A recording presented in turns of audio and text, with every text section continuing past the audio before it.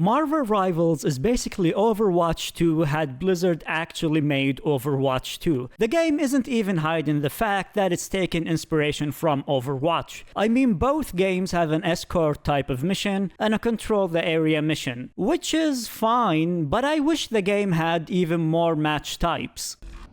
Spike planted. Original match types. But aside from that, the game actually has a couple of nice things going for it. For instance, it launched with 33 playable characters, which is way higher than many other free-to-play games. Like, did you know that when Apex Legends first released, it had only 6 playable characters?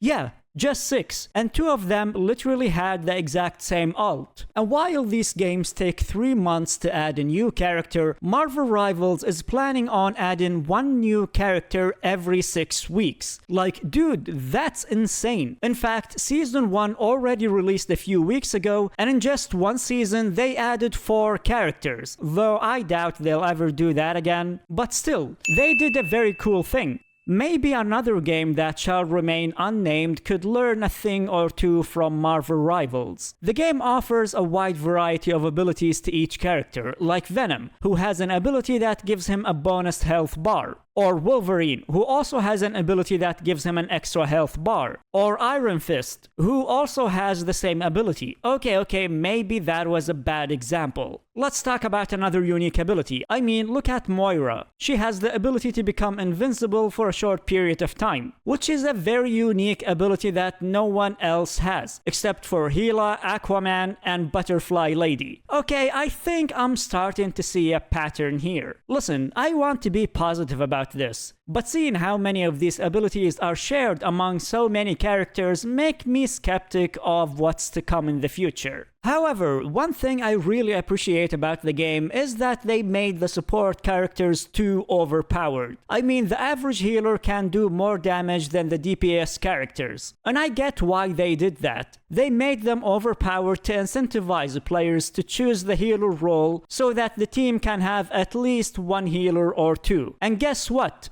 It didn't work. Even though more often than not, the MVP at the end of the match is usually a healer, and yet people still aren't interested in becoming healers. And honestly, I'm tired of playing the healer role just because no one else in my team wants to. And it gets really frustrating when I try to complete the weekly missions, especially the ones that require me to play as a tank or a DPS character. But if I played as a tank or a DPS, who's going to heal me? No one. I think what's ruining these types of games is that there are way too many bad players who think they're good at shooters, when in reality they're extremely bad. And when your team is full of DPS players who don't know how to aim, you have no choice but to bite the bullet and become the healer. And make no mistake, when I play as a healer because no one in my team wants to, I do shame the DPS and the tank players if they didn't get a lot of kills. So please, don't forget to upvote the healers on your team at the end of the match. Statistically speaking, you're a dumbass who doesn't know how to aim. And the reason why your team won because of the healers who did a great job keeping your dumbass alive.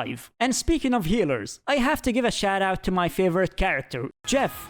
God, he's so cute when he sings. I honestly wanted to cosplay as him in this video, but when we tried to design the costume, I ended up looking like that. So we just cancelled it and decided to go with the Scarlet Witch instead. And I know I've been talking badly about Overwatch a lot, but I have to admit, the characters in Overwatch look way thicker than the characters in Marvel Rivals, which makes it easier for me to shoot. Marvel Rival characters are so slim that every time I struggle to hit them, it makes me think of this dance. And yeah, I know I just made fun of people who have bad aim, but at least I have the decency to switch to a healer when I can see that I'm not doing enough damage as a DPS in a certain match. And the last point I want to talk about is the monetization. Since this is a free-to-play game, the developers have to make their money back somehow. And what better way to do that than flooding the game store with cosmetics and battle passes? And I see a lot of people praise the game for letting players finish the battle pass even after it expires. Yes, in Marvel Rivals, you can buy the battle pass right now and finish it a year later. And I really wish that more games would take this approach. However, I don't see enough people talking about this issue. In Marvel Rivals, Rivals, the only way to unlock Battle Pass tiers is by completing daily and weekly missions. And that's it. It doesn't matter if you play for 1 hour a day or 10 hours a day. You'll always get 90 purple coins per day. And I really hope that the devs would fix that. So, in conclusion, Marvel Rival good, Overwatch bad, your aim sucks, and thank you for watching.